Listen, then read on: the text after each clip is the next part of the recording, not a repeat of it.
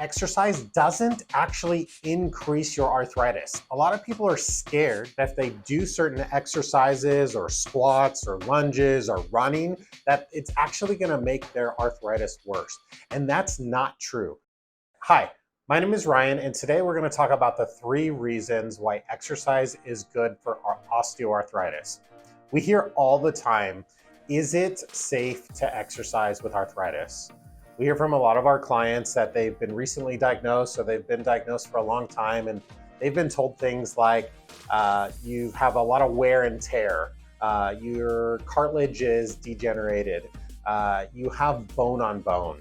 And a lot of that can be really scary and hard to kind of figure out what should I be doing to help improve my pain and improve my functional ability. And so what we find is that exercise is actually really good for osteoarthritis, and I'm going to explain to you why. Hi, my name is Ryan Seifert, and I'm a doctor of physical therapy with Natural Fit Therapy. And we help people stay healthy, active, and independent without pain pills, medications, or surgery. So let's get into the 3 reasons why exercise is good for osteoarthritis. So first of all, we want to think about our cartilage as these kind of shock absorption in between our knee, right? So we have the 2 parts of our knee, and we have this cartilage kind of covering on the ends of our joints.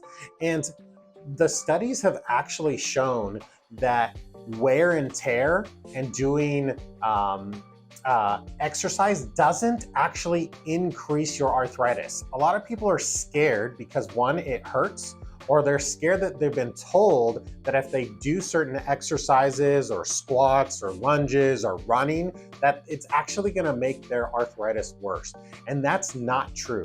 In fact, there's been a recent study that correlated runners versus osteoarthritis. And they found that there was no correlation between people who were regular runners, who had that, what you might think of as that jarring kind of hitting the ground. We don't have a correlation between those people and more osteoarthritis, which is a good thing. That means there's more things that are in our control, right? So if we're talking about that cartilage, we're not talking about wearing and tearing or breaking down or bone on bone. We're thinking of that as just a shock absorption area, right?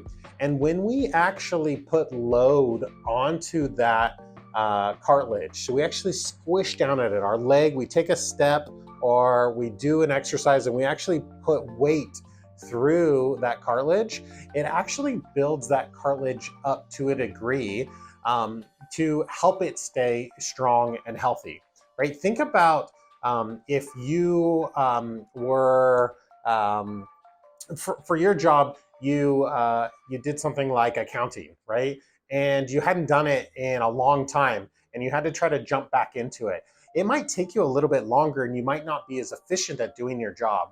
Well, the same thing happens with your cartilage, that we have to put some load onto it to help it maintain and keep its strength and do the job that it's supposed to be doing. So number 2, exercise actually helps bring good healing fluid to your cartilage, right? So you want to think about your bloodstream brings fluid to the area, and you have this kind of capsule around your knee joint. It's composed of ligaments and this kind of connective tissue that kind of makes a sock kind of lining around the inside of your knee. And inside that you have synovial fluid, or what they call joint fluid. And that's there to help lubricate things and get nutrients to the cartilage and nutrients to your joints.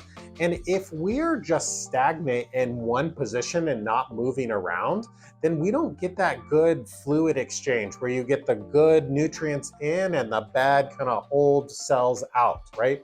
Think about an analogy of a stream versus maybe a pond, right? If you're gonna go and you're out in the wilderness and you come along a pond, right? It's sitting still.